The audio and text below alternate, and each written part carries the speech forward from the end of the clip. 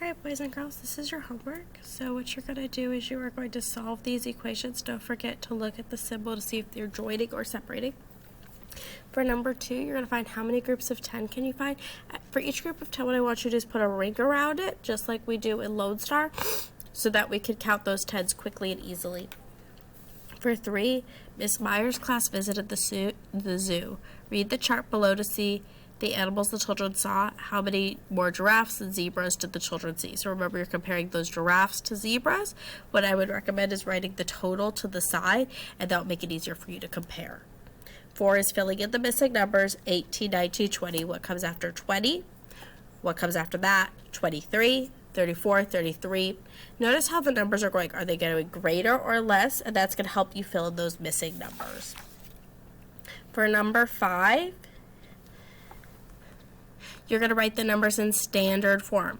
For example, if they wrote 5, you would write 5. So for 116, you're going to write the number 116. Not the words, not an expand form, just write the number 116. 67, 107, and 21. Number 6, represent the number 115 3 different ways.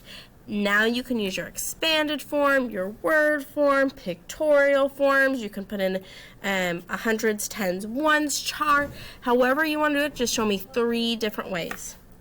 Number 7, Miss Cook collects coins. She can make 5 groups of 10 pennies. How many pennies does Miss Cook have? So I want you to look at these pictures. Be very careful as you're listening to the story. She's making 5 groups of 10 pennies. Think about what does that mean. And number 8, which number does the model show? You're going to count it, and then you're going to fill in the correct rectangle.